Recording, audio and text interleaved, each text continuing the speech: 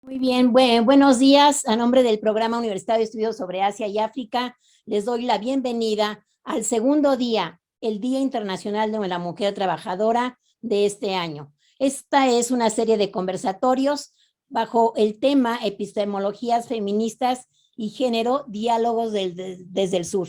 En esta ocasión, para el programa, como no solamente este año, sino en muchos años anteriores, hemos estado dándole a este día eh, que es muy significativo para las mujeres por los derechos alcanzados, no solamente derechos morales, derechos económicos, sino porque también es un día significativo en la medida en que se inicia de alguna manera el dibujamiento del patriarcado. Entonces, voy a leer la semblanza de la doctora Teresa Rodríguez, quien nos va a ayudar y que bueno, es un honor tenerla aquí. Ella va a realizar la moderación de nuestras ponentes. Ella es investigadora titular del Instituto de Investigaciones Filosóficas de nuestra UNAM. El tema central de su investigación es la relación de la filosofía con su historia. A partir de este marco general, sus líneas de investigación se centran en el periodo renacentista, la historia del platonismo y de las mujeres filósofas del pasado y en la metodología de la investigación en historia de la filosofía. Ha sido responsable de 2 proyectos colectivos de investigación y actualmente dirige el proyecto Mujeres Filósofas en las Historias Generales de la Filosofía. Asimismo, ha participado activamente en la Society for Women in Philosophy, SWIP Analytic México, y es cofundadora de la Red Latinoamericana de Estudios de Filósofas en la Historia. Ha participado como ponente en foros organizados por universidades y sociedades académicas de Estados Unidos, Argentina, Colombia, Inglaterra, República Checa e Italia, y ha sido parte del comité editorial de Dianoia, revista de filosofía, y su directora actualmente, desde septiembre del 2017 hasta mayo del 2020. Bueno, doctora Teresa Rodríguez, le paso el micrófono. Bienvenida al PUEA. Sí, muchísimas gracias, doctora Girón. Me siento muy honrada por la invitación a moderar este conversatorio. Creo que es muy importante generar y compartir estos espacios y qué mejor que sea con el PUEA. En primer lugar, me gustaría presentarles a la doctora Shekufe Mohammadi, que va a ser nuestra primera participante. Ella es doctora en lingüística aplicada por la Universidad de Alicante.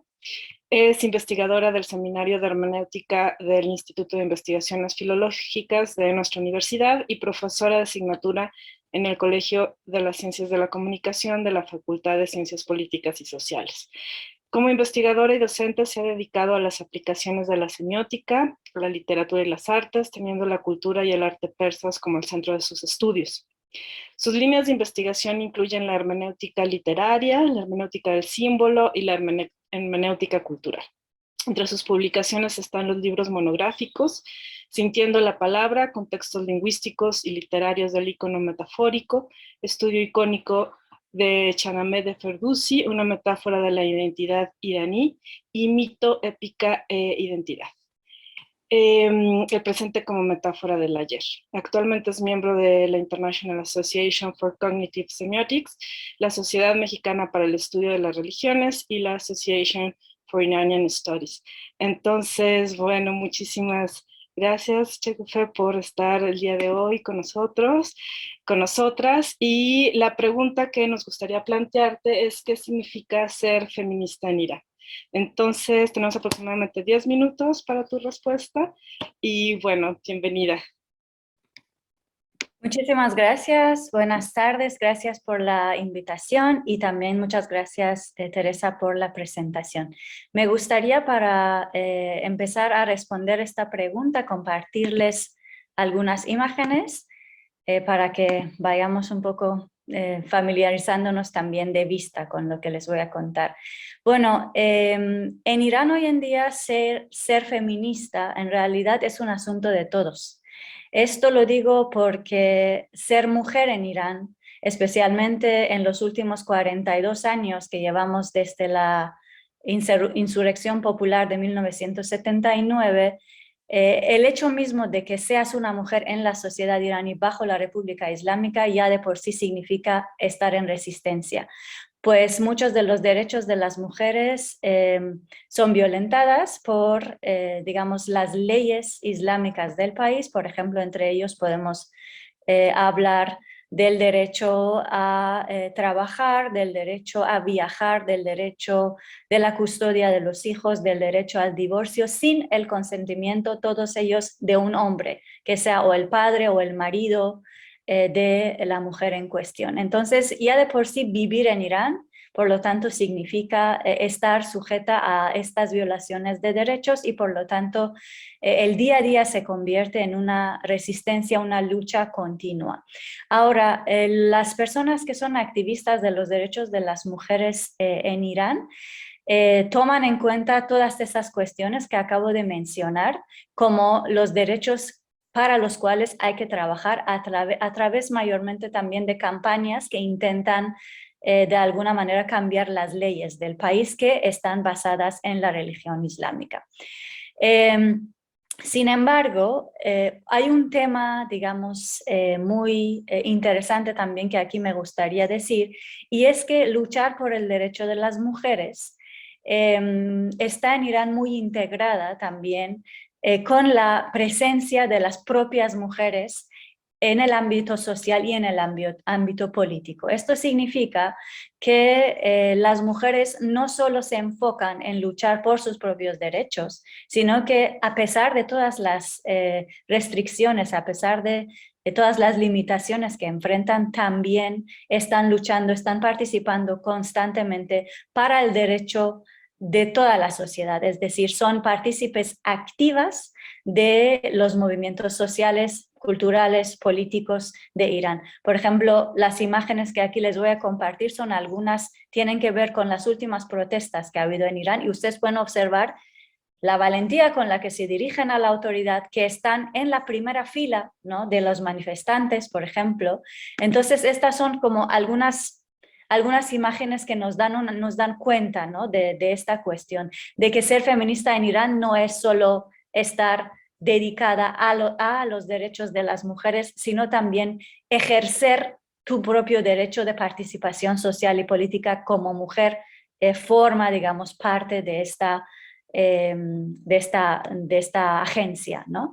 Entonces, otra cuestión también, por ejemplo, es lo que ven en esta otra imagen, que son las madres de los jóvenes que últimamente fueron asesinados a disparo directo en las protestas de los últimos años, especialmente pues en 2019. Entonces, digamos, la presencia de sus madres ahora está siendo muy importante, como otros movimientos de madres que hemos visto por el mundo, de reivindicación, digamos, de la justicia, y no solo para sus propios hijos, sino también para los demás. Entonces tenemos como movimientos de este tipo que se están desarrollando en el país, pero en lo que me quiero también enfocar aquí en esta sesión es en la cuestión del velo obligatorio en Irán, porque la cuestión del velo obligatorio es el centro, es el corazón del feminismo en Irán,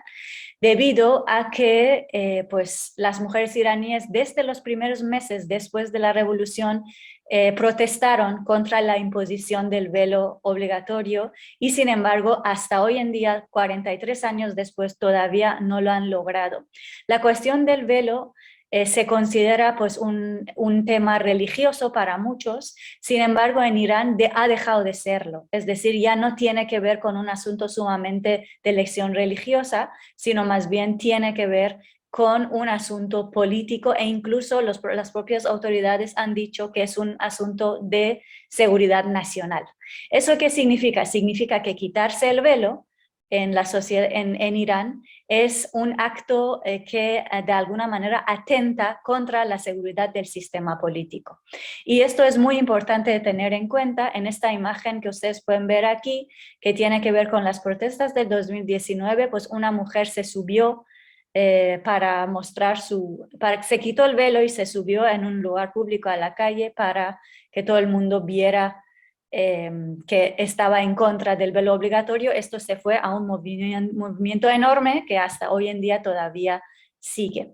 Ahora, como tenemos muy poquito tiempo y dejaría quizás profundizaciones para más adelante, lo que aquí quisiera también de alguna manera anclar a este tema que estoy hablando es que mientras el velo obligatorio en algunos lugares del mundo es un tema, digamos, de resistencia política, es decir, que la gente va contra eso para resistirse a un sistema autoritario, que es el de la República Islámica, por ejemplo, en este sentido, en otros países del mundo, y por eso llevo hoy este melfa tan bonito, que como en el Sahara Occidental, por ejemplo, nosotros tenemos un velo que se convierte en el símbolo de la identidad de un pueblo y que además está presente en pues, las protestas incluso, por ejemplo, en lo que ocurrió en una de las, digamos, de las protestas más grandes que ha habido después del problema del Sahara Occidental, porque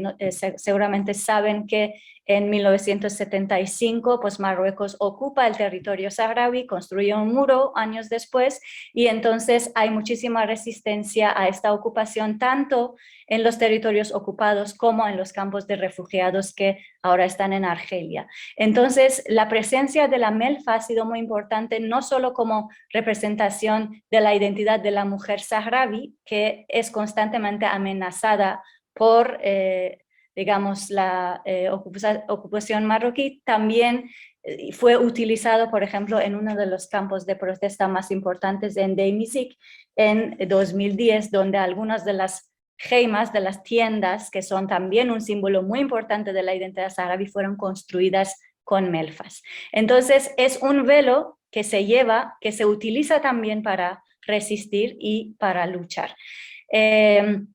Y bueno, pues también yo creo que en este mismo sentido, una de las mujeres más emblemáticas de este movimiento, que siempre también la vemos conservando, digamos, estos rasgos específicos que tienen que ver con el velo, pues es Aminatou Haidar, que pues es una luchadora por los derechos humanos del Sahara Occidental, la han llamado la Gandhi saharaui, y que, pues bueno, desde 2017, un proyecto del Instituto de Investigaciones Filológicas, de donde vengo yo, que se llama Heteronomías de la Justicia y que ha sido dirigida por la doctora Silvana Rabinovich.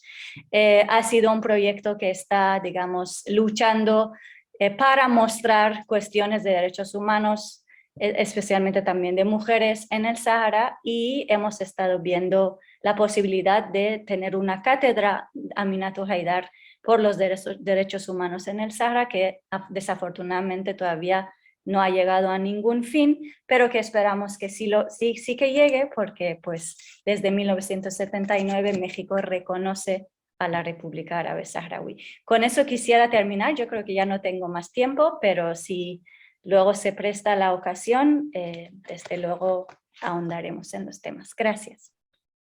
Sí, muchísimas gracias, doctora Mahamadi. Y ahora continuamos con la participación de la doctora María Reina Carretero. Me voy a permitir presentarla. Ella es doctora en filosofía por la Universidad Michoacana de San Nicolás de Hidalgo y doctora en ciencias políticas por la UNAM. ¿Perdón?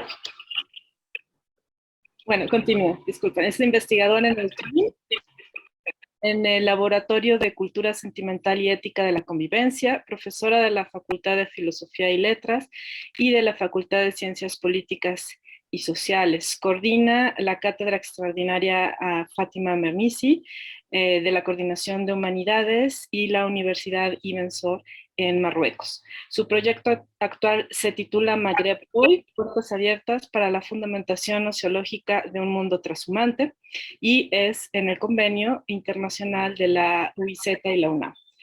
Dentro de la línea de investigación, cartografía de la hospitalidad transhumancia. Ha publicado 6 libros, el más reciente se titula Dulce Convivio, posibles del transhumante Urbis 2021. Es creadora de la Ley de Interculturalidad, Atención a Migrantes y Movilidad Humana en la Ciudad de México, que fue decretada el 7 de abril del 2011.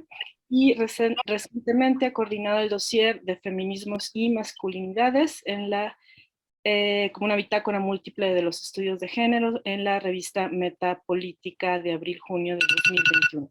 Entonces, le damos la bienvenida a la doctora María Reina Carretero, y la pregunta que nos gustaría plantearle es ¿cuáles son las formas del feminismo ancestral en Marruecos? Muchas gracias. Muy buenas tardes allá. Yo les hablo desde Marruecos, que ya es de noche acá. Entonces, espero que me escuchen bien. ¿Me escuchan bien todas y todos? Bueno, pues, querida doctora Alicia Girón, un gusto verla por acá. Mucho gusto conocer a mis colegas. Pues estoy muy contenta de estar aquí en este evento tan especial y en esta conmemoración que nos une a todas y a todos en una misma dirección, que es esta necesidad urgente de hacer valer los derechos de las mujeres en todos los ámbitos y en todas las sociedades, como en medio de una situación cada vez más alarmante. Entonces, especialmente en este clima tan crispado hacia las mujeres de violencia, creo que estos eventos tienen una pertinencia de primer orden. De ahí que entonces pensar a las mujeres desde distintos ámbitos y en distintas épocas nos ayudan a tener un panorama muy amplio, no concentrarnos solamente en la actualidad, en la coyuntura, sino darnos cuenta cómo las resistencias femeninas han sido desde siempre. Y esa es mi primicia en mi participación. En particular, en mi investigación aquí en Marruecos, he encontrado que las mujeres de las tribus, de las comunidades primarias, pues han hecho una historia, han hecho un tejido, como lo llama Fátima Mernissi, que es al mismo tiempo un texto. Y Fátima Mernissi lo asemeja con esta gran alfombra mágica a través de la cual las mujeres han podido volar, imaginar, ilusionarse. Entonces, quiero hablar de dos ámbitos o dos espacios donde el feminismo ancestral podría tomar lugar, que es la poesía y el tejido, los textiles. Y en ellos, en estos espacios, es donde nosotros podemos ver cómo hay una expresión femenina, hay una expresión única que crea a su vez una habitación, en términos de Virginia Woolf, para las mujeres. Es un espacio que les es propio y en donde ellas en estas alfombras van a hacer toda esta serie de imágenes, de sobre todo pájaros, flores, que son muy representativos de cómo ellas se quieren ver en el espacio público, cómo la imagen que ellas quieren proyectar. Creo que eso nos pone muy en sintonía con la actualidad. ¿Cómo queremos las mujeres de hoy ser representadas, representarnos a nosotras mismas? Creo que es una de las cuestiones fundamentales. Mernissi nos recuerda que la etimología latina de texto deriva de textus, tejido, trama, y que la concatenación narrativa procede de ahí, de texere, tejer. Así pues, el arte de tejer hilos, narraciones o mitos aparece asociado a lo femenino desde los albores de la historia. Aún más, el acto de tejer, gesto eminentemente femenino, no tiene nada de inocente. Muchas civilizaciones lo asociaron a la navegación, empezando por el mito de Ulises, cuya vida colgaba de un hilo el que tejía su esposa Penélope. Nos dice Fátima Mernissi Mi teoría de los jóvenes que navegan por la red como peces en el agua suelen ser hijos de mujeres que hacen alfombras o mantas o que bordan. Esto nos trae una vez más al punto desde donde partimos. Los sueños que los artesanos infunden en sus alfombras nos inducen a asociarlos con volar.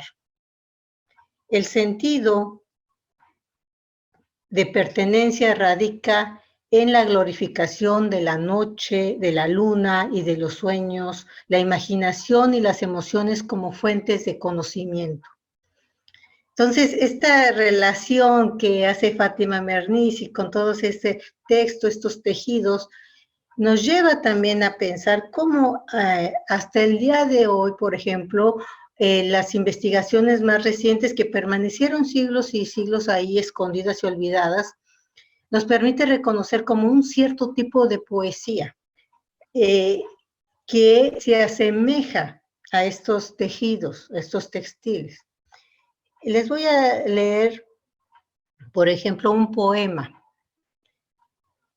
de, vamos a decir, no está muy clara el origen de este poema, pero lo podemos encontrar en una comunidad berebere.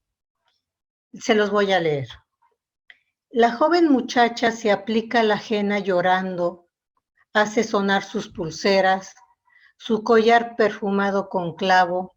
Hermanas queridas, qué dura es la primera noche. Marido mío, si yo no te acepto en absoluto, allí está la casa de mi padre. Allí tejeré finos albornoces, con motivos densos como la lluvia. Allí comeré trigo y cebada y superaré el mal matrimonio. De alguna manera había en estos poemas toda una resistencia, ¿no? Y en su espacio era este tejido, el tejer los finos albornoces. Incluso es muy sorprendente cómo hasta el día de hoy algunas tribus todavía siguen tejiendo sus tiendas que se llaman jaimas con el cabello del camello. Tejen estas jaimas que son realmente térmicas. Y bueno, eso nos da cuenta de cómo las mujeres han hecho estas aportaciones ancestrales hasta el día de hoy. Les voy a leer otro poema, dice: Madre, ¿cómo hacer con el que me ha tomado y besado? ¿Enojarme y expulsarlo? Pero sus ojos me dan pena, si digo sí una vez, temo que del pueblo me destierren. No hay perdón para mi padre que me ha dado matrimonio a mis espaldas. Ellos estaban a punto de concluir y yo escuchaba desde el umbral. Pero juro sobre la cabeza de mi hermano mayor, jamás haré prosperar su casa, la del futuro marido. O sea, había una resistencia a estas formas de desposar a las hijas por medio de una decisión de los padres.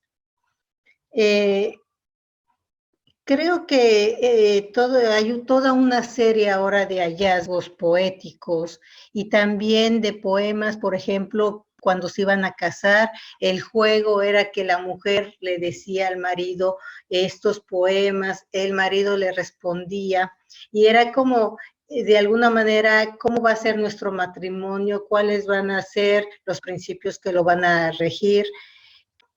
Podemos encontrar una gran fortaleza que hasta ahora pervive en las mujeres bereberes, en las mujeres hasaníes.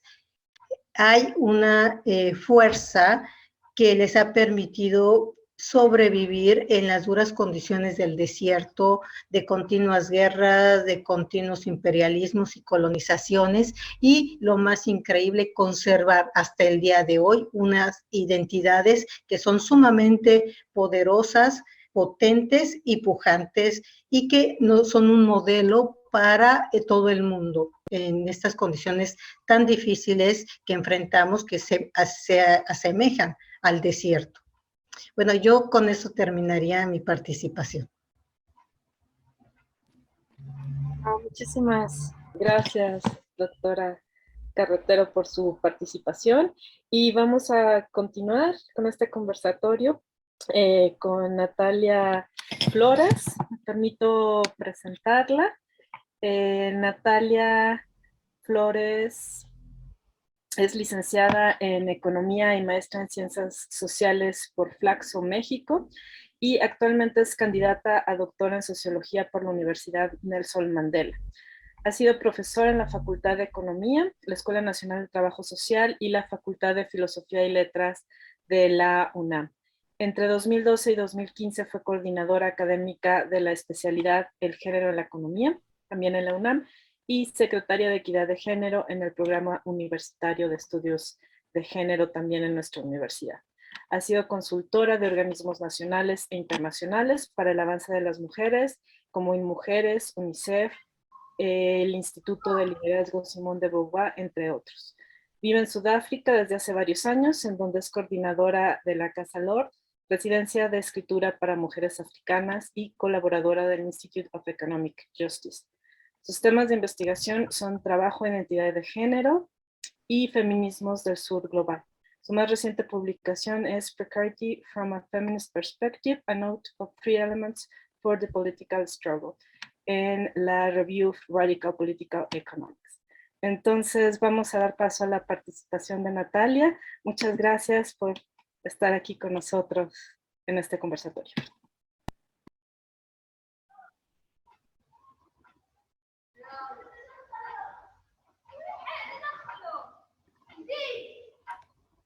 Bueno, buenos días, muchísimas gracias. Quisiera empezar agradeciendo mucho la invitación a estar en este conversatorio. Yo he decidido hablar brevemente sobre género y trabajo. Bueno, entonces voy a dar lectura a mi presentación, esperando que en el momento de las preguntas y respuestas podamos interactuar un poquito más. Bueno, pues como les decía, en esta presentación me gustaría hablar sobre género y trabajo, recordando que conmemoramos el Día de la Mujer Trabajadora y pensando en el trabajo como una actividad vital en la que se concretan producciones del mundo específicas, atravesadas siempre por relaciones de poder desiguales. Así, en esta presentación no me voy a enfocar en temas que comúnmente se tratan cuando hablamos de género y trabajo, por ejemplo, las brechas de participación de las mujeres con respecto a los varones en el mercado de trabajo o en los ingresos, o la sobrerepresentación de las mujeres en los sectores informales, precarios y en el trabajo doméstico y de cuidados. Estos análisis son muy importantes, pero continúan presentando el mercado de trabajo como un contexto de intercambio aparentemente neutral y la fuerza de trabajo como la mercancía que los humanos tenemos para sobrevivir, intercambiándola por un ingreso que nos permitirá cubrir nuestras necesidades, etc. El proyecto que me propongo se encamina en otra dirección, que es la de pensar el trabajo fuera de los marcos de organización capitalista, colonial, racista, heteropatriarcal que vivimos. Así parto de nociones todavía muy vagas sobre trabajo, entendiendo este como una actividad vital que construye y refleja vínculos esenciales con la naturaleza y con los otros. Insisto, sabemos que en la actualidad esta actividad, por encontrarse dentro de los marcos capitalistas de existencia, está subordinada a lógicas de acumulación y no a lógicas de sostener la vida. Sin embargo, para transitar de una lógica a otra, hace falta no solo pensar en cómo reorganizar el trabajo, sino en cómo resignificarlo, a partir de qué coordenadas teóricas y políticas. Para avanzar en este proyecto, quisiera compartir algunos pensamientos sobre cómo entender el trabajo desde una perspectiva afrocéntrica. ¿A qué tipo de reflexiones nos llevaría esto? ¿Qué horizontes de futuro podemos imaginar en diálogo con estas propuestas? Esta pregunta es muy importante porque nos obliga a no solo hablar de las mujeres africanas como datos o como ejemplos, sino considerarlas sujetas productoras de pensamiento teórico. Es decir, esta pregunta no puede responderse sin referirse a lo que las mujeres africanas han reflexionado sobre el tema del trabajo, desbordando en ello los marcos occidentales. Sé que tengo el tiempo muy reducido, pero si solo pudiera comunicar una idea que me gustaría mucho que las asistentes a este conversatorio conservaran, es esta. Hay que leer, hay que citar y discutir intelectualmente con lo que las teóricas africanas han escrito y están escribiendo. Si no podemos escucharlas de viva voz por razones técnicas o de otra índole, sí podemos hacer el compromiso ético y epistemológico de no hablar sobre ellas sin considerarlas nuestras interlocutoras. En el gran tema de género y trabajo hay algunos conceptos que casi siempre forman parte de la discusión, y a continuación quisiera presentar dos de estos conceptos y dos críticas muy potentes que dos autoras africanas les han hecho. El primero de ellos es el concepto de equidad, y la autora que se ha dedicado a analizar este y después criticarlo es Sylvia Tamale, profesora de la Universidad de Makerere en Uganda. La profesora Tamale ha escrito mucho sobre los derechos humanos y el feminismo desde una perspectiva decolonial. En su libro, que ahí les puse la portada de la presentación, que se llama Decolonizando el feminismo, Tamale cuestiona principalmente la noción de equidad de género. En primer lugar, y citando a otras intelectuales como Ify Amadiume y Oyeronke Oyegumi, Tamale apoya la noción de que el binarismo de género es una imposición del proyecto colonial que en primer lugar contribuyó al fortalecimiento de la subordinación de las mujeres en las sociedades africanas. Una vez que este problema ha sido históricamente configurado, se ofrece ahora una solución, entre comillas, que es la equidad de género. Pero al igual que con el binarismo de género, el concepto de equidad parte de un marco filosófico basado en el individualismo y una serie de libertades referidas en primer lugar a la participación de los sujetos en el mercado capitalista. Para Tamale, por tanto, el concepto de equidad de género es ajeno a lo que ella considera los valores africanos del comunitarismo y la interdependencia. Y cito, ninguna organización internacional o local podrá promover la libertad más allá de una sobrevivencia limitada. Esto es porque su orientación ideológica está basada en nociones de derechos liberales e individualistas, en vez de enfatizar la vitalidad crítica de los derechos grupales. En su extenso y bien documentado análisis, la doctora Tamale desglosa su crítica al concepto de derechos humanos y hace un llamado para pensar formas de vida dignas y justas que partan de las propias nociones filosóficas africanas. En este sentido, y cito nuevamente, es crucial moverse de las limitadas conceptualizaciones cuantitativas de la equidad de género y transitar hacia versiones cualitativas, participativas y africanizadas. Fin de la cita. Para Tamale, entonces, el concepto de Ubuntu, proveniente de la filosofía africana, podría ser un punto de partida para pensar en formas de vida afrocomunitarias que colapsen los binarismos entre individualismo y comunidad. Como afirma, en la mayoría de las sociedades africanas, las estructuras comunales permiten que la dignidad y el honor de las personas emanen de su rol trascendental como seres humanos.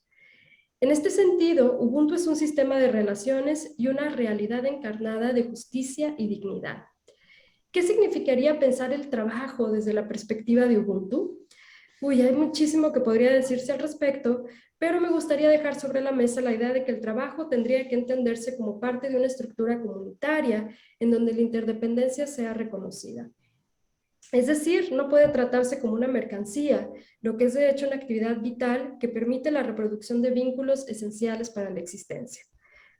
El segundo concepto que quiero analizar es el de empoderamiento y la crítica al mismo que ha hecho la socióloga de Zambia, Sarah Longwe. En el año 2000, Longwe publicó su influyente artículo Hacia estrategias realistas para el empoderamiento de las mujeres en África. En este texto inicia haciendo una revisión de las razones que comúnmente se dan para explicar la falta de empoderamiento de las mujeres.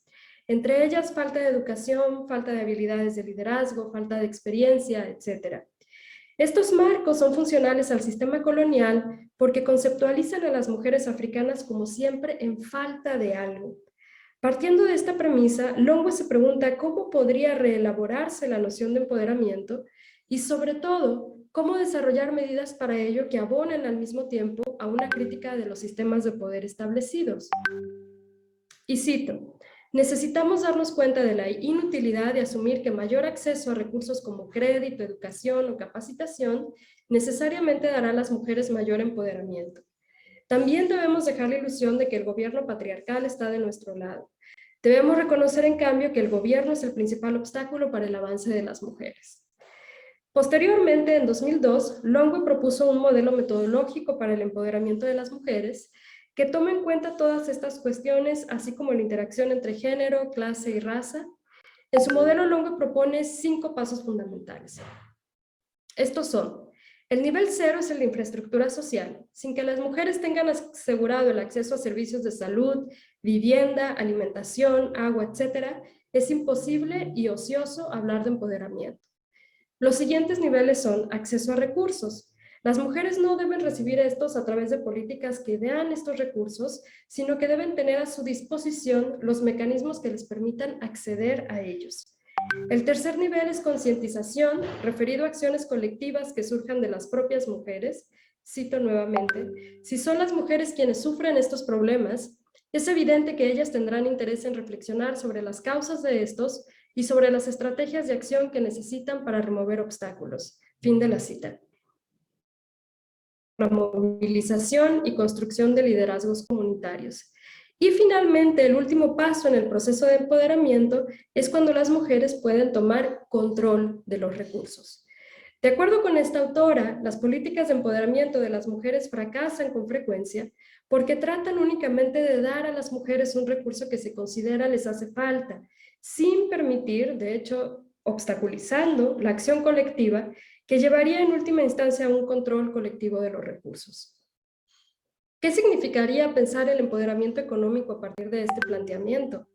Bueno, la pista que emerge de esto es que no es suficiente que las mujeres tengan acceso al mercado de trabajo, sino que es necesario que tengan control colectivo sobre las condiciones de este. En este sentido, el empoderamiento, de acuerdo con esta autora, solo es realizable a partir de la organización colectiva, por lo que no puede existir empoderamiento que no sea a la vez emancipatorio. Finalmente, y para cerrar mi intervención, quisiera citar la propuesta de Patricia McFadden, quien es una pensadora feminista de Eswatini.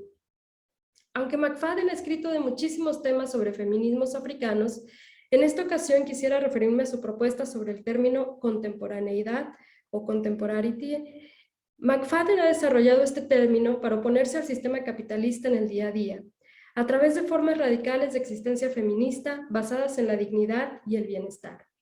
Su propuesta parte de una crítica a lo que ella llama un atentado contra las imaginaciones feministas, que es el resultado de la hegemonía de organizaciones internacionales a través de las que se ha impuesto un lenguaje técnico, despolitizado, medible y ajeno a la mayoría de las mujeres, manteniéndolas así alejadas de procesos de organización y autogestión que cuestionan al capitalismo, el nacionalismo y el imperialismo. Y aquí vemos que coincide con los planteamientos presentados de Sarah Lowe.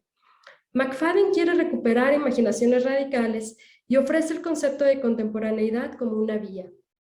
Basándose en su propia experiencia personal en los últimos años, afirma que, y cito, de la experiencia de sostenerse a una misma a través de un balance ecológico, de una interacción respetuosa con la naturaleza y de prácticas de suficiencia fuera del mercado, mi propuesta es construir conocimiento que surja de esos procesos para crear nuevas prácticas radicales. Cierro comillas. Desde hace varios años, McFadden vive en una pequeña granja en Eswatini, cultivando sus propios alimentos y creando relaciones comunitarias con sus vecinas. Y habla de esto en varias de sus obras, en varios de sus artículos, habla de esto como un ejercicio de praxis feminista radical, ¿no? Su propuesta no es que esta forma de vida es la que todas deberíamos de seguir, sino que para desarrollar una imaginación política radical y orientada al futuro, es necesario crear espacios de pensamiento para que germinen otras prácticas y otras imaginaciones. Según afirma, ese futuro que podemos imaginar es también el que podemos empezar a vivir. ¿Cómo podríamos pensar la relación entre mujeres y trabajo a partir de la propuesta de McFadden sobre contemporaneidad? Bueno, pues me gustaría sugerir que estas imaginaciones radicales implican una transformación en los significados del trabajo, en su organización y en su relación con la naturaleza. McFadden plantea dos términos fundamentales para estos nuevos vivires y subjetividades. Uno es suficiencia y el otro es bienestar.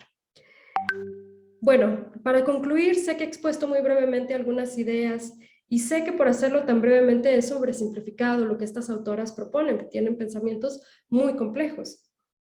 No es de sorprender que en muchos espacios estas intelectuales africanas hayan sido acusadas de extremistas, de romantizar el pensamiento africano o de estar en contra del avance de las mujeres por cuestionar nociones como equidad de género, derechos humanos y las políticas internacionales para el avance de las mujeres. Sin embargo, mi invitación en esta mañana es a que las lean, las estudien, escriban tesis sobre ellas y sobre otras pensadoras que nos invitan a tener perspectivas que cuestionan los marcos occidentales de existencia y con ello contribuyen a la creación de modos de vida distintos. Muchísimas gracias. Sí, muchísimas gracias, Natalia, por tu presentación. Y ahora tenemos un espacio para la discusión entre nuestras panelistas. A mí me ha gustado mucho cómo se van entretejiendo diversas coincidencias entre las presentaciones. Una de ellas que siempre ha sido uno de mis temas favoritos es el de las mujeres y el tejido, ¿no? Y cómo, por un lado, parece que los tejidos o las prendas con las cuales expresamos nuestras identidades pueden ser un factor para representarnos, para resistir, pero también esta labor, ¿no? del telar implica en algunas perspectivas un ámbito doméstico, ¿no? Que las mujeres estamos dedicadas a ciertas actividades que parecerían más bien manuales en un primer sentido, pero que después estas mismas constituyen como decía Checufé, y como decía la doctora Carretera, un acto de resistencia, ¿no? Y esto se ha pensado desde tiempos ancestrales, como también se mencionaba, y una de las ventajas, ¿no? de esta perspectiva, de esta metáfora es, como mencionaba la doctora Carretero, concentrarla hacia la narración, y la narración también concebida como una herramienta que puede ser teórica, como ha expuesto Natalia Luna en esta última intervención. Entonces, no sé si quisiera, tal vez Checufé, tomar en primer lugar la palabra y hablarnos de algunas de estas coincidencias que ha notado o diferencias entre las exposiciones. Muchas gracias. Muchas gracias, Teresa. Bueno, pues no sé si yo creo que muchas veces esta cuestión, digamos, de las... Bueno, a mí me llama la atención, ¿no? Que muchas veces la cuestión de la religión está siempre en el, especialmente en países islámicos, está en el centro, ¿no? De cosas que tienen que ver con derechos en general y también luego con derechos de las mujeres. Y me llama la atención también esta cuestión de que la manera en que nosotros vemos incluso una sola religión muchas veces es, digamos, muy diferente de cómo se vive por dentro. Yo muchas veces me he encontrado, por ejemplo, teorías o incluso charlas acerca de la teología de la liberación, ¿no? Entonces muchas veces incluso me he estado enfrentada con preguntas que tienen que ver con feminismos que se basan en la religión islámica. Y entonces, sin embargo, cada quien lo está viviendo de diferentes formas, ¿no? Entonces, quizás un poco también vinculando con lo que decía la doctora Reina, yo creo que sí, esta cuestión de la narrativa y especialmente la poesía, por ejemplo, en Irán, es muy importante como acto de resistencia. Es decir, es un tema que siempre se toma en cuenta, no solo para mujeres, también para los hombres. Es decir, parte de vivir bajo un sistema autoritario es la prohibición, digamos, de esta libertad del lenguaje poético. Entonces, muchas veces, especialmente los jóvenes, utilizan la poesía para pues protestar justo, ¿no? Para resistirse, para incluso identificar sus puntos de fuerza. Esto es muy, muy bonito. Y en este sentido hay una mujer, hay una poetisa también iraní que se llama Forough Farrokhzad. Ella murió muy joven, a los 34 años, pero su obra hasta hoy en día todavía es un referente pues, muy importante de mujeres que están luchando por derechos de las mujeres. Y Pues sí, así vinculando a lo que hemos escuchado hoy, quizás solo podría decir esto y no sé si es ahora el momento de responder preguntas o no, porque por ahí mandaron algunas. Creo que vamos a tener una sesión de preguntas Ok, muy después de bien. esta segunda ronda de intervenciones, si te parece bien. Sí, sí, claro, sí, sí, aquí entonces me gustaría pues ya terminar digamos, la respuesta. Gracias. Muchas gracias. No sé si la doctora María Reina Carretero quisiera compartirnos algunas de sus reflexiones respecto a las otras intervenciones. Sí, pues pensando, me inspiró mucho la doctora Mohammadi. Me recordó una película que para mí fue algo muy importante, que es la de Persépolis, ¿no? En su momento, creo que cuando llegó aquí inspiró a mucho, que es de Marian Satrapi, ¿no? Este cómic para mí fue muy inspirador. Y después yo he hecho un cómic también con todo este trabajo que he hecho sobre la hospitalidad y transhumancia, que se llama Burke Ninja Transhumante. Y le llamé Burke porque es esta idea que como siempre la burka, ¿no? Pero entonces apropiarse de este concepto que pareciera que es como una cárcel para las mujeres, como para encontrar que ahí en ese espacio íntimo, y le quité la final A para no ubicarlo con un género definido, sino que es Burke Ninja, porque es esa potencia, esta fuerza, como en la película de esta niña después joven que resiste a todo ahí a este régimen en Irán. Y es ninja porque obviamente ya sabemos de esta disciplina japonesa ancestral, y es transhumante porque es esta movilidad continua que ha obligado desde siempre, sobre todo a las poblaciones del desierto, para encontrar los pozos de agua. Y si hoy lo pensamos en una sociedad como en términos generales, la mundial, necesitamos pozos de alivio, necesitamos pozos en donde encontrar un consuelo en distintos órdenes, no solamente el físico, sino sobre todo el emocional. Y considero entonces que la poesía es esta herramienta en donde podemos verter de manera como muy orgánica toda esta lucha, ¿no? Que viene desde muchos ámbitos y que confluye. Y hoy que el mundo se ha vuelto un pañuelo pequeñito, en donde los que antes estábamos muy lejos, ahora estamos muy juntos, creo que es una maravillosa herramienta para conocernos, la poesía y la escritura. Sin embargo, creo que aún tenemos como estos grandes vacíos de la poesía antigua y la poesía contemporánea, como que todavía no se han tocado como para nutrirse. Creo que necesitamos estos pozos ancestrales para nutrirnos de estos conocimientos. Ya sea porque hay una serie de prejuicios que consideramos que son atrasados y no, en realidad la resistencia milenaria solamente se explica porque hay ahí una gran potencia.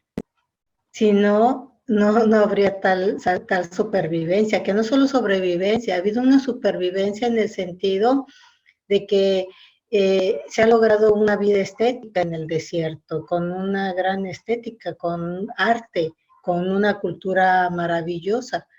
Entonces, creo que ese es el momento para compartirlo y para como desenterrar todo esto que ha estado ahí olvidado. Ya hasta ahí me quedo. Muchísimas gracias. Natalia, no sé si quieras agregar algo.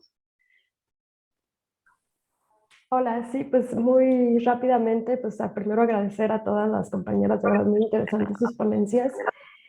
Y creo que, que para mí lo que anima esta conversación o lo que me hace pensar en escucharlas sobre estas otras formas de resistir, ¿no? Es que nos vuelven a invitar a cuestionar el propio movimiento feminista o los propios movimientos feministas, o sea, como cómo acomodamos estas diferencias y estas distintas formas de resistir, ¿no? Cómo nos relacionamos con ellas, porque muchas veces en el propio discurso feminista, en los propios estudios de género incluso, que es, bueno, el área en la que yo me muevo, pareciera que se ponen como notas al pie, ¿no? Como notas al pie de, bueno, el movimiento feminista es este, nota al pie. Hay otros feminismos que lo entienden de otra manera, nota al pie, vean el ejemplo de tal autora o tal región, etcétera. Y creo que con esto que ustedes han presentado y también un poco lo que yo he tratado de traer a la conversación, pues es justo la necesidad de, como decía Bell Hooks, de pasarlo de los márgenes al centro, ¿no? ¿Y qué significaría pasar estas formas de resistencia de la nota al pie al centro, ¿no? O sea, de pensar a partir de eso cómo repensar el feminismo o los feminismos o las luchas por la justicia, diría yo más bien, o sea, cuál es el papel del feminismo en las luchas por la justicia, ¿no? Y a partir de ahí, pues pensar, sobre todo como comentaban las compañeras, pues en estos momentos de crisis, ¿no? De crisis, creo que en todos los sentidos de la existencia, de la sostenibilidad de la vida, es ahí donde podemos encontrar, creo, estas potencias en pensarlo de otra forma, creo. Entonces, ese sería mi comentario final. Muchísimas gracias. Creo que hay mucha riqueza para continuar con nuestra sección de preguntas y respuestas. Voy a ir planteándoselas, si les parece, conforme fui viéndolas en los diferentes chats, en preguntas y respuestas y luego en el chat propiamente. Y la primera pregunta es la que ya detectó la doctora Mohammadi. Dice así: ¿ha existido persecución hacia las mujeres que luchan por su derecho a salir sin velo?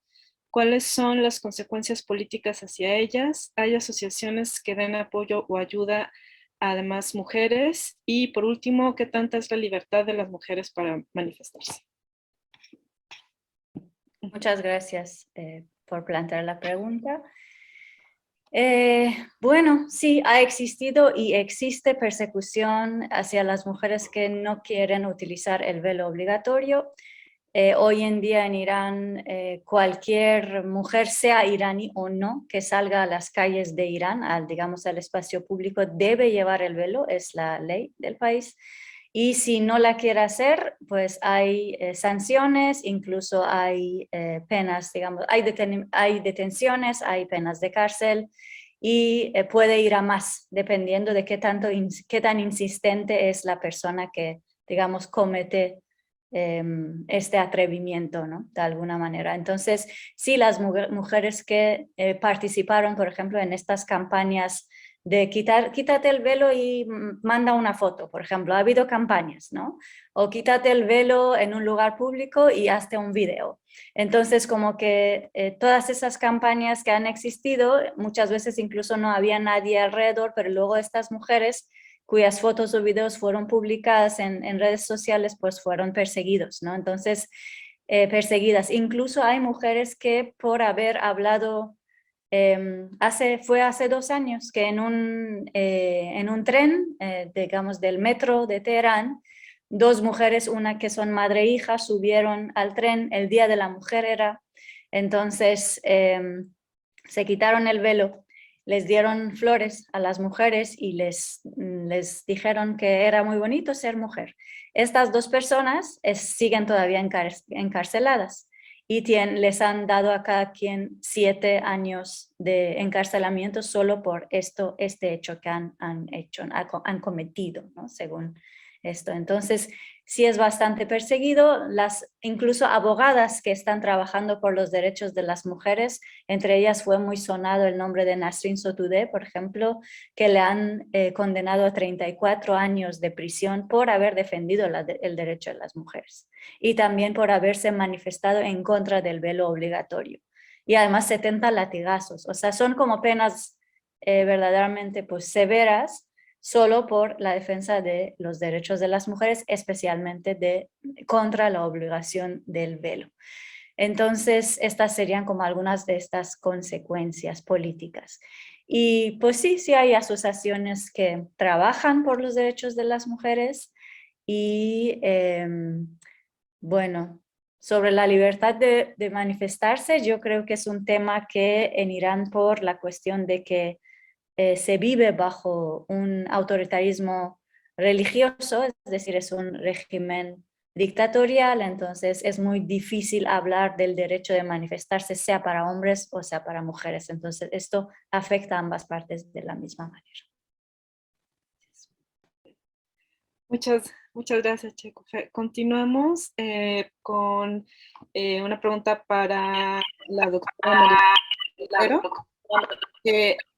La primera pregunta es el nombre del poema que leíste y la uno con la pregunta de Alicia Girón, que dice lo siguiente: en estos días que he estado presente en la ceremonia de doctorado honoris causa a nuestro rector Graue por parte de la Universidad Mohamed V de Rabat, nos gustaría que nos platicaras si has visto resistencia por parte de las mujeres marroquíes y cómo estás viendo las diferencias en este reinado. Entonces, por favor. Sí. Para la primera pregunta no tiene nombre este poema, pero está citado en el texto de Tasatit Yassin, que es especialista en cultura amazigh, y el texto se llama Leisli, IZLI, así se llama, digamos, como el género literario, que es poético, o el amor cantado en kabil, que es como la lengua oral, la kabilia.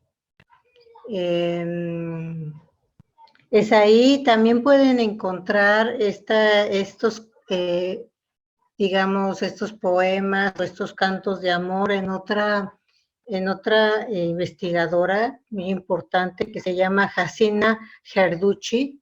Tiene un libro muy bello que se llama Poesía y canciones femeninas bereberes de tradición oral. Si lo pueden encontrar, está en Script, en la aplicación. Sí, para quienes les interese. Más tarde, si quieren, pongo la referencia completa de estas dos autores. Conforme a la pregunta de la doctora Alicia Girón, sí, he tenido la oportunidad de asistir a la ceremonia de condecoración del honoris causa del doctor Enrique Graue en la Universidad Mohamed V. Pues coincidió que con mi estancia aquí, yo tengo 3 años de estar haciendo aquí en Marruecos una investigación que se llama Al Magreb Hoy, Puertas Abiertas de Hospitalidad para la Fundamentación Nociológica de un Mundo Transhumante. Entonces, no solamente es Marruecos, sino es todo el norte de África, mi interés, porque pues hay una cultura ancestral compartida y en eso yo me baso sobre todo, en esta fundamentación nociológica y su vivencia, es estética, como lo he dicho, en varios órdenes, que en mi opinión son un modelo de vida para el mundo de hoy. Y por eso es que me interesa, porque mi investigación tiene que ver sobre todo con este problema coyuntural que son los flujos de migración forzada, pero que para mí es la movilidad de lo que yo le llamo transhumar, la transhumancia, que es el cruce de una tierra a otra, es una calidad humana, es una condición humana. Desde que el ser humano, ser humana ha existido en la tierra, se ha movido para tener lo necesario para poder sobrevivir. Y esta sobrevivencia es de distintos órdenes, como ya lo he dicho, no es solamente una cuestión de comer y de dormir, encontrar un lugar, es de muchos órdenes. Y hoy también, hoy más que nunca, la gente quiere cruzar otras tierras para encontrarse a sí mismo muchas veces, o a sí misma. Entonces, creo que estos modelos de supervivencia son fundamentales para el mundo de hoy. De ahí mi investigación. Entonces, estos 3 años que yo ya tengo aquí, bueno, he estado también, afortunadamente, fui designada como coordinadora de la Cátedra Fátima Mernissi, y hemos estado llevando actividades en la Universidad Ibn Socor de Agadir, Marruecos, y Agadir sobre todo es un lugar muy interesante porque yo estoy en una zona de una población sobre todo saharaui, ¿no? Aquí hay muchos saharauis, pero también conviven con muchos amazigh, con lo que nosotros ya, digamos, como comúnmente se les conoce como bereberes, pero lo correcto es la cultura amazigh, que es la cultura ancestral de esta región. Entonces, pero es muy interesante, entonces, tratando de responder a la pregunta de la doctora Alicia Girón, yo he convivido, estuve también en Erzuga un mes, conviviendo con Merzuga, es el lugar de dunas, es el desierto, no, porque ya está en la frontera con Argelia. Y yo ahí conviví con una familia un mes. Y ahora yo he convivido con otra familia saharaui, y lo que yo he podido ver es la fortaleza de la madre, por ejemplo, y en las 2 familias hay 2 mujeres, 2 chicas y 2 chicos. Y a los 4 se les educa de la misma manera. Y las mujeres, sobre todo las saharaui de esta familia, bueno, están súper motorizadas, es decir, ellas ya han terminado la universidad, manejan su propio auto. Y la mamá que no tuvo vamos a decir, una educación escolar, sin embargo, tiene una fortaleza y una sabiduría que ha transmitido a las hijas. Esto es independiente de cualquier religión, creo, y de incluso regiones, porque esta familia de Merzuga era una familia sobre todo nómada. Tenían muy poco tiempo de haberse establecido, y esto porque en Merzuga ya se volvió turístico. Entonces, muchos nómadas pues decidieron ya establecerse para hacer un hotelito, algo, un recibimiento, y de ahí generar recursos.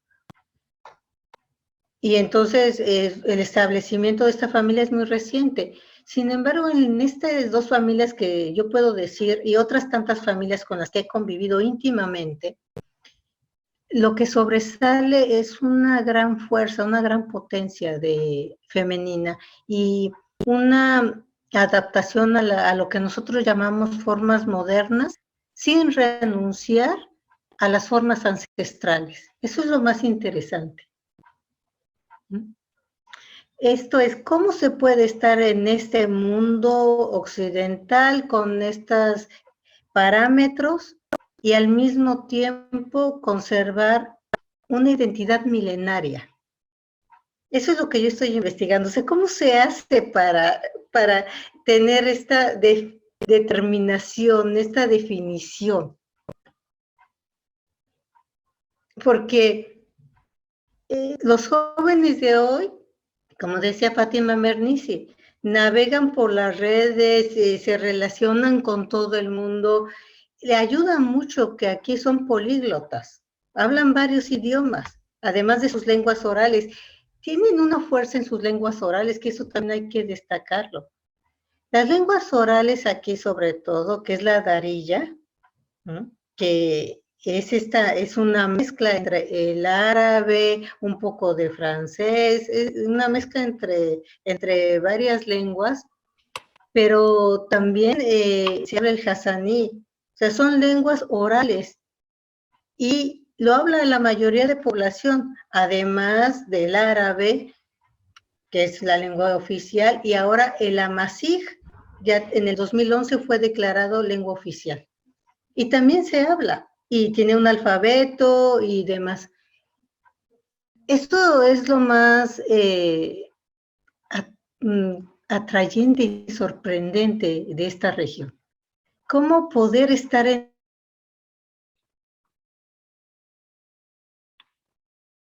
el mundo poniendo mi propia identidad, o sea, no sometiéndome, no mimetizándome, sino enriqueciendo al mundo.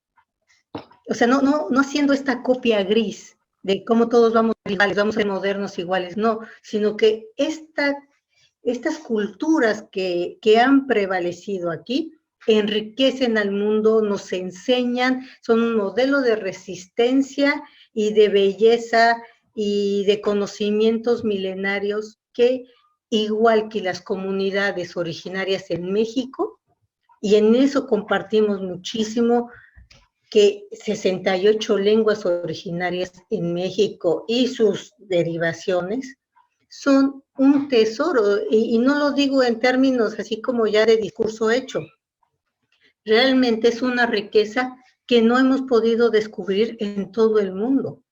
Y ahí nos encontramos las comunidades originarias en esta región del norte de África y las comunidades de México y lo que fue Mesoamérica, están ahí para enseñarnos a las comunidades contemporáneas, a la sociedad contemporánea, cómo se vive de la mejor manera posible. Y en esto las mujeres han tenido un papel predominante, son las que han construido las jaimas, estas tiendas, estas casas, las que han salvado del olvido las comidas, estas comidas maravillosas que se hacen tanto en México como aquí. Por ejemplo, allá en México el mole es una derivación de comidas también que aquí podemos encontrar, ¿no? Con todas estas especies que llegaron de todo, de China y de todos estos imperios antiguos. Estamos hablando, por ejemplo, de una cultura que desciende de los fenicios, de los libaneses, de los romanos. ¿Qué podemos pensar entonces, no? Todos compartimos esta herencia y hay poemas y hay un sinfín de cuentos y de literatura ahí disponible para estar en el mundo en este momento. Eso es lo que yo podría decir. Muchísimas gracias, doctora Carretero. Entonces, si después podría escribir en el chat algunas de las referencias a los poemas, que es otra de las peticiones que nos hace Andrea Torres. Y una pregunta para Natalia, de la doctora Girón.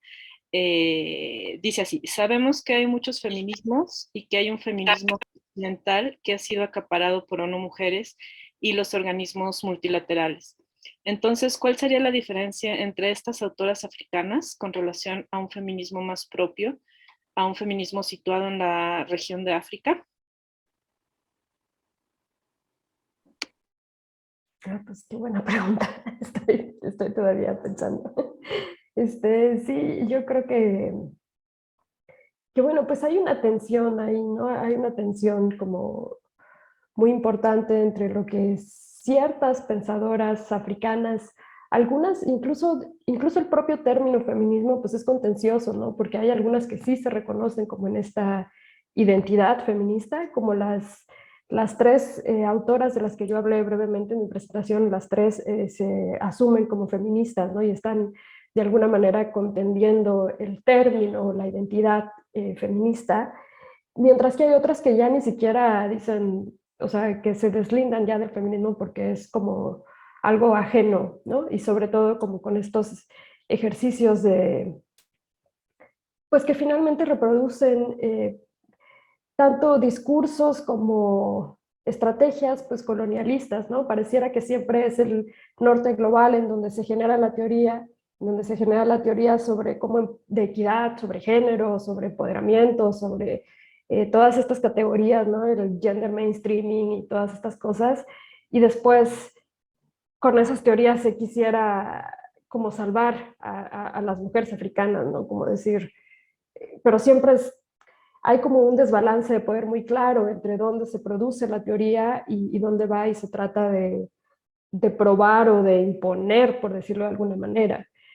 Entonces, creo que es un tema pues súper conflictivo, pero conflictivo no me escuchen, quienes me escuchan no lo piensen como en un mal término, ¿no? Así de conflictivo, sino de conflictivo como algo que genera posturas y que en ese generar posturas pues es un ejercicio muy creativo, ¿no? O sea, es un ejercicio muy creativo decir, por ejemplo, si estamos hablando de género y trabajo, que pudiéramos nosotras pensar, bueno, son dos términos así que los podemos tomar como dados, ¿no? Mujeres y trabajo.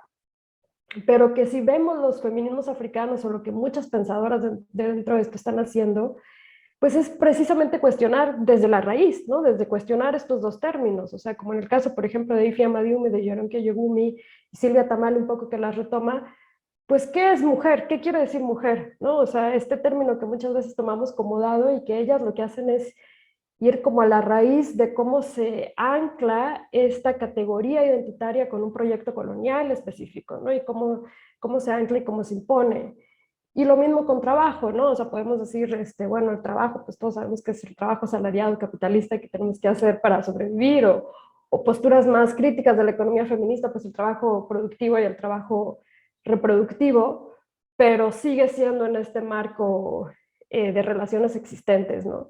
Y pues esa es la otra cosa, que tampoco se puede negar que estas relaciones históricas del capitalismo, del género, de todo, de la desigualdad, pues existen, pues claro que existen, ¿no? Y en ese sentido, las políticas internacionales para el avance de las mujeres, pues han generado cosas positivas, o sea, creo que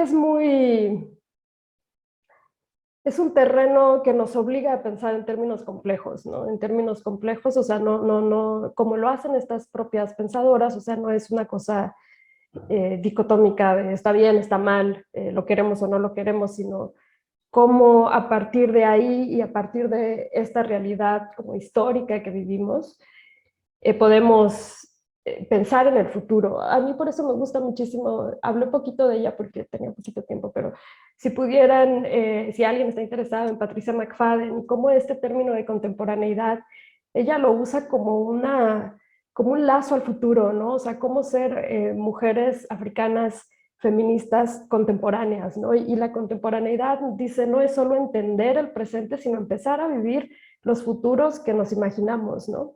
Entonces creo que es una cosa muy potente que están haciendo estas pensadoras junto con muchas otras y junto también con muchos artistas. O sea, tampoco quisiera decir que el feminismo africano se sitúa únicamente en la academia, ¿no? Pero pues claro que en la academia o en la producción teórica, intelectual hay cosas muy valiosas. Lo mismo que en la poesía, lo mismo que en el cine, lo mismo que en la literatura, ¿no?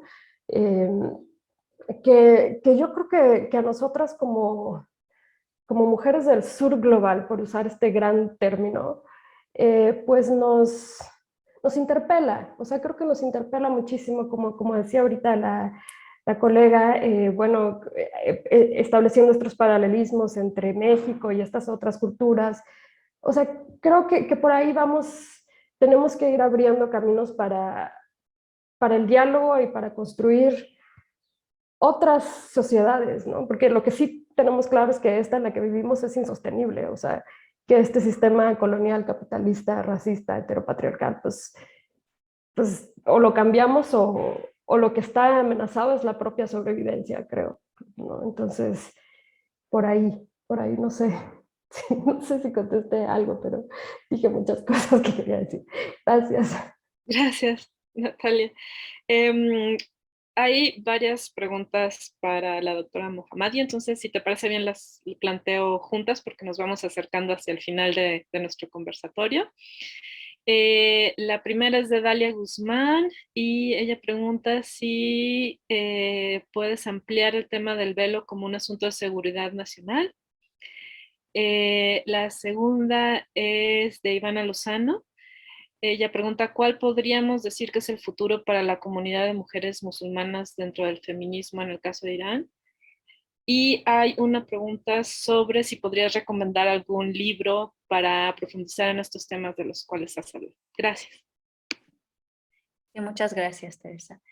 Bueno, sobre el asunto del velo como asunto de seguridad nacional, esto es un comentario que cuando se hizo muy mediática la pena que habían dado a Nasrin Sotoudeh, que son estos 34 años de prisión y los 70 y picos de latigazos.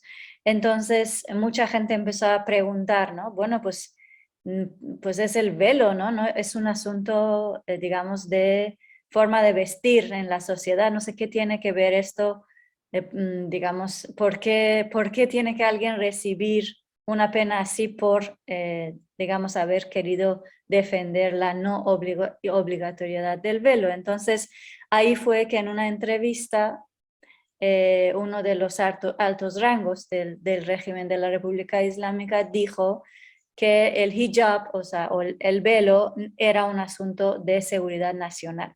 Esto es muy significativo porque desde que se estableció la República Islámica en Irán, en el 79, como les decía, en los primeros meses había, cuando se decidió apenas establecido la República Islámica, una de las primeras medidas fue imponer el velo obligatorio a las mujeres y entonces hubo grandes manifestaciones en contra de ello. Entonces, de alguna manera, este gobierno que dice basarse en la religión islámica, aunque tiene su propia interpretación de esta religión, que en muchos casos, pues sabemos, es un islam político, en realidad para ellos no es el islam en sí. Entonces, de alguna manera vincula la cuestión del velo como un asunto recomendado en el islam con su propia existencia, porque ellos como teocracia pues se ven como representantes de esta religión, se presentan como representantes de esta religión y por lo tanto ir en contra del velo obligatorio se debe entender como ir en contra del Islam y por lo tanto ir en contra de la República Islámica.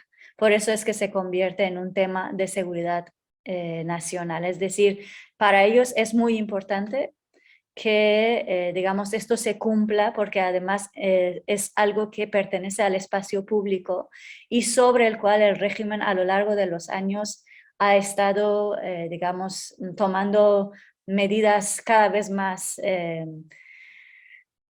más duras, más severas a lo largo de los 43 años. Entonces, desde poner policía moral en las calles para que controlen este tema,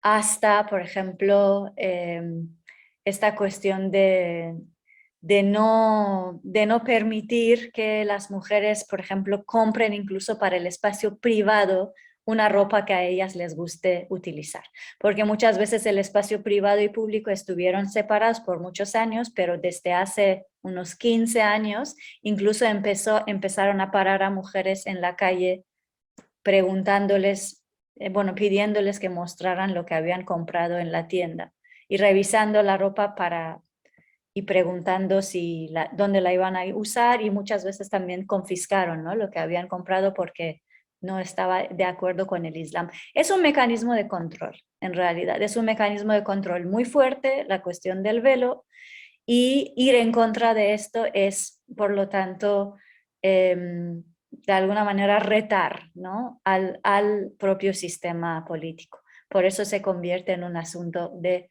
seguridad nacional. ¿Cuál es el futuro de estas comunidades musulmanas?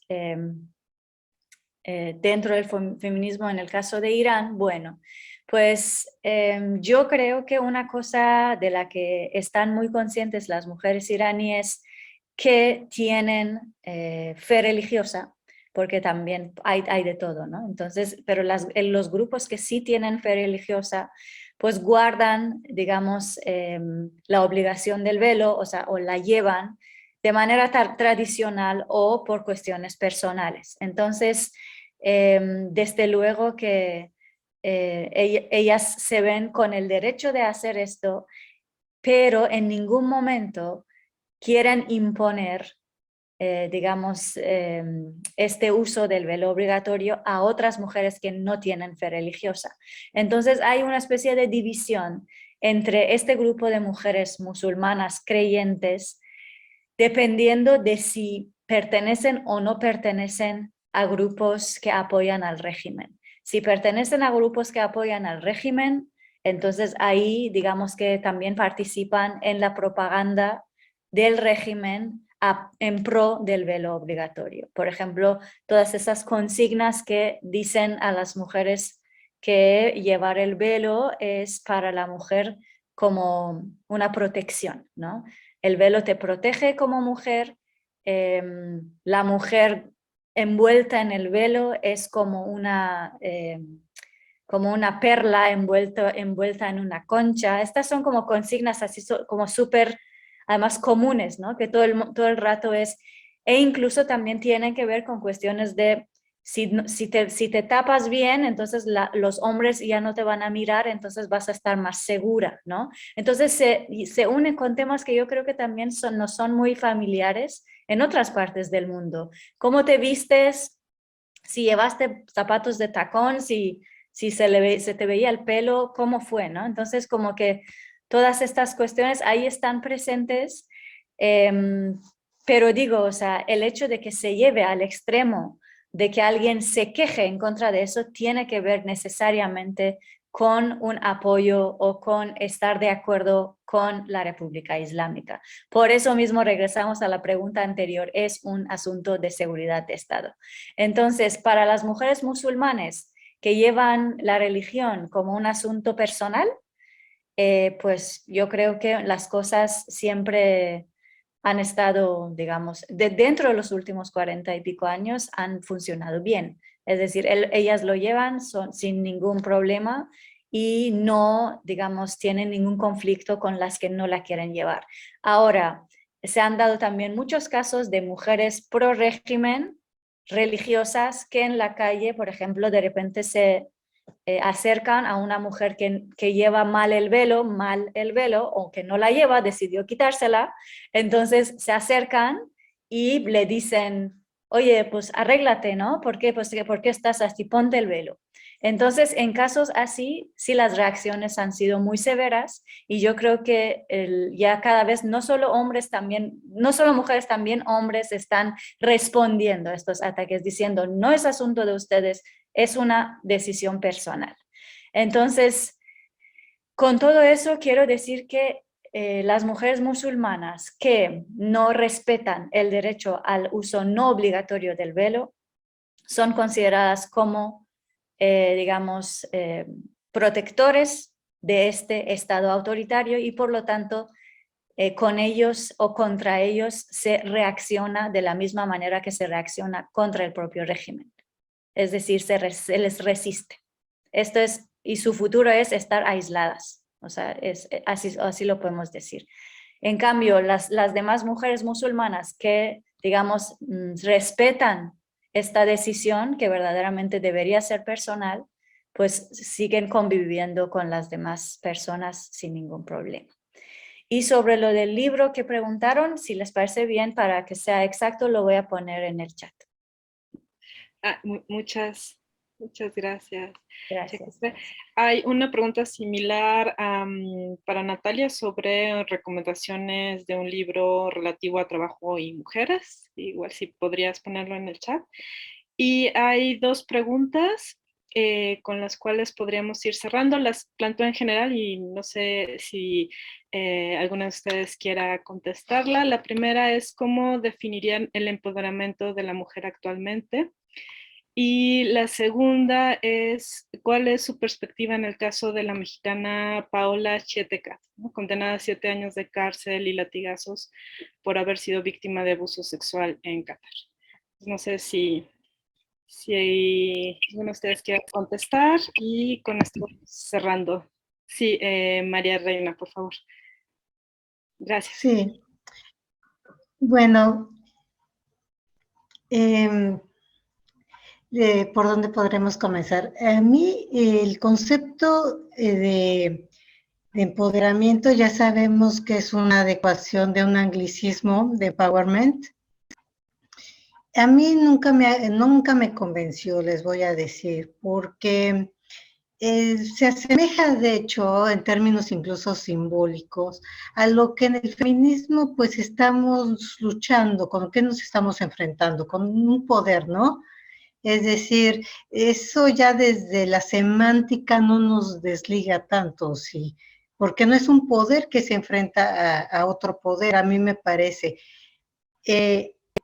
Lo que creo que en el feminismo se está tratando de impulsar más bien es evidenciar la potencia. Y esto de la potencia yo lo tomo de Judith Butler. Es decir, toda la idea de que viene de toda esta elaboración que ella hace, ¿no? Desde Foucault, Gilles Deleuze, Félix Guattari, es decir, todo como una potencia que es también la idea de poder, ¿no? Pero semantizado desde otro modo. La potencia es el poder hacer una representación múltiple de eso que llamamos lo femenino, con todas las posibilidades que es imposible delimitar de lo femenino y que hasta ahora pues, hacer esta especie de catálogo de lo que puede o no ser una mujer pues nos hemos visto limitados a ese cuadro, igual que lo masculino. Pero las nuevas formas de lo femenino encuentran, yo creo que su espacio en la potencia. Entendido como ese espacio en donde de devenir, como decía Gilles Deleuze. Este despliegue de continuo, de múltiples formas, que imparable, siempre en movilidad. Esa es la idea de potencia que a su vez Deleuze lo toma de Spinoza. Es toda la idea espinosista.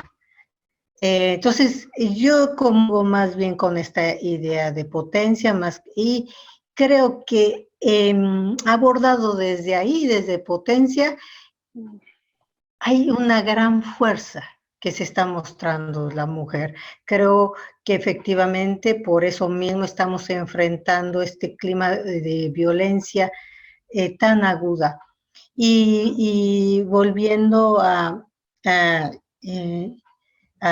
nuestra compañera en Qatar, que ha enfrentado esta situación, pues es lo mismo a la que se refería nuestra compañera Mohammadi. Es el Estado ahí, ¿no? Esto, es decir, el Islam solamente se toma como una, vamos a decir, es una cortina para un marco que le sirve para sus abusos, para marcar un estado de sitio a todos estos países, para no respetar los derechos humanos prevalecientes en todo el mundo.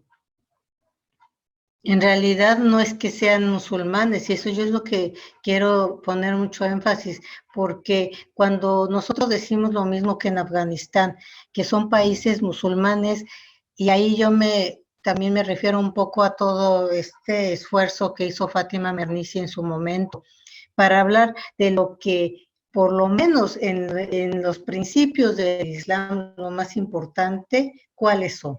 Y no tienen nada que ver con cercenar la libertad. En el Islam no hay, vamos a decir, nada que lleve a la coerción. Está siempre como en los textos sagrados, o sea, ahí digamos, esto sería lo mejor para tal o cual cosa, pero de ahí a la cuestión no hay tal cosa. Esos son efectivamente los marcos en donde se sustentan todos estos estados que son autoritarios y que utilizan esto para no apegarse al derecho humano internacional, a todos los nuevos avances del derecho, de los derechos humanos internacionales. Doctora Carretero. Entonces también hay que entender esto. Muchas gracias. Sí. Si quieren, añadir algún último comentario, Chekufe, Natalia o Alicia. No, pues yo quisiera de nuevo agradecer por la invitación y les voy a poner también en el chat, si les parece bien, la dirección de una página web que nosotros tenemos en el Instituto de Investigaciones Filológicas, donde se han trabajado temas sobre la justicia y el Sahara Occidental, para que puedan ver un poquito más sobre estos temas. Ahí lo voy a poner en el chat. Eso era nada más. Gracias. Gracias. Natalia. No, pues igual nada más agradecer a todas por su participación y por compartir tan generosamente sus saberes, a las colegas y al PUEA, pues por brindarnos esta ventana virtual para encontrarnos. Muchas gracias. No sé si María Reina, ¿quieres agregar algo?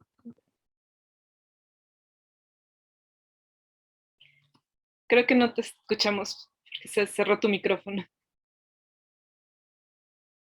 Muchas gracias por esta invitación para conocernos, para compartir. Realmente, ojalá y pudiéramos coincidir algún día personalmente todas para saludarnos, porque eso nos deja, a mí me deja así la sensación como que sería algo muy importante hacer una mesa presencial y que estuvieran presentes quienes nos están escuchando ahora y viendo.